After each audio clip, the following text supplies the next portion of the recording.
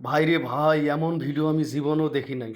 এই যে দেখেন টাকলু চাচা, সে তার রুম থেকে বের হলো, হঠাৎ করে ওয়াশরুম থেকে একটি আওয়াজ আসলো। সে কি করলো, এক পা দুই পা এগিয়ে ওয়াশরুমের দিকে একটু কান দিল এবং সে দেখতে পেলো এইরকম দৃশ্য। সে এখন ভালো করে দেখার জন্য সে আবার চোখ দিল। সে এইসব দেখে মাথা নষ্ট, হায় হায়, এত সুন্দর জিনিস, এত বড় বড়, মানে সে তো অবাক যে এইরকম জিনিস তো আমি আগে পরে কোনো জায়গায় দেখি নাই। যেভাবে হোক এই জিনিসটাকে আমাকে পটাইতেই হবে। যেই বলা সেই কাজ। সে এখন দেখেন কি করতেছে। সে এই জিনিসটা দেখার পরে তার কিন্তু আর মাথা ঠিক নেই। এখন সে কি করবে না করবে নিজেই অবাক যে এইরকম জিনিস, তাও আবার আমার বাড়িতে দেখেন। সে কিন্তু তার মানে কথায় আছে না যে মানুষ বয়স্ক হলেও কি হবে, মন কিন্তু বুড়ো হয় না, সেই জিনিসটা কিন্তু এই জায়গায় দেখেন। এই চাচা কিন্তু সে ভাবতেছে যে অনেক দিন যাবত আমার ওয়াইফ নেই, আজকে পেয়ে গেছি, তাও আবার আমার বাসায়।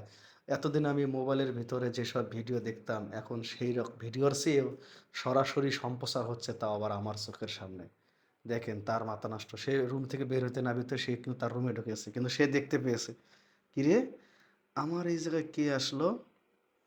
তখন সে কি করবে, এক পা দুই পা এগিয়ে গিয়ে তার রুমের কাছে নক করবে। দেখেন, সে কিন্তু বুঝতে পেরেছে যে তাকে কেউ দেখলো, সে কিন্তু রুমে যা নক করবে এবার। দেখেন, এই যে রুমে নক করতেছে, এই যে নক করার পর সে বেরিয়ে গেছে, কয় এদিকে আয়, এদিকে আয়। সে এদিকে আসলো, যে তুই এতক্ষণ ওই জায়গায় কি করলি, তুই এতক্ষণ ওই জায়গায় কি করলি, কয় না কিছু করি নাই। কয় তুই অবশ্যই কিছু করছিস, আর তোর ওই জায়গায় হাত কেন, কয় যে আমার এই জায়গায় চুলকাইতেছে। হুম, তোর এই জায়গায় কিসের চুলকানি চুলকাচ্ছে দেখি। ওরা সে ধরে, বুঝতে পেরেছেন? তো এখন সে তো অবাক যে তুই এই ধরনের কাজ করলি কেন। সে বলতেছে আমি এতক্ষণ রুমে ছিলাম, রুমে থাকলে তোর এই জিনিসটা এই অবস্থা কেন। সে বলতেছে এখন আমি কি করব, কারণ আপনি যেভাবে দরজা খুলে গোসল দিচ্ছেন সব কিছু দেখে তোমার মাথা ঠিক নাই। And সে বলতেছে তুই আমার কি কি দেখেছিস। কয় অনেক কিছু দেখেছি কিন্তু বলা যাবে না। And সে বলতেছে আমি না ওয়াশরুমে একটু দরজা খুলে রেখেছিলাম, এই জন্য কি তোর ওইদিকে উঁকি মেরে দেখতে হবে আর তোর এই জিনিসটাকে এইভাবে করতে হবে। তখন সে বলতেছে না আমি কি করব। সে বলতেছে দেখ তুই চাইলে তো আমার কাছে চাইলে আমি তোকে দিয়ে দিতাম, আর তুই কি আমার কাছে কোনোদিন চেয়েছিস। সে বলতেছে আমি কি জানি যে আপনি দিবেন, আমি তো আপনার পিছনে অনেক দিন ধরে ঘুরঘুর করি কিন্তু আপনি তো পাত্তাই দেন না। এন্ড সে বলছে আরে বলো, আমি তো তোর পিছনে ঘুরি কিন্তু বুক ফুটে বলতে পারি না দেখে তো দরজা খুলে রেখেছিলাম, এর আমি তো অনেক তোকে সুযোগ দিয়েছিলাম, তুই দেখেও না দেখার ভান করেছিস।